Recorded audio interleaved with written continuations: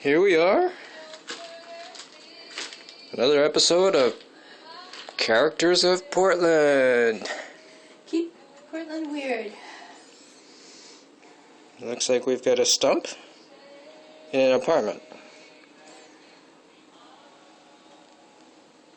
Beautiful, isn't it?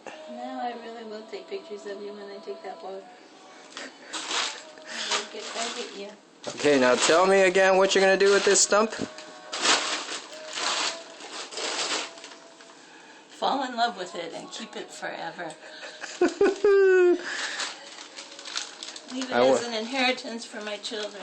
I want to be there for the wedding.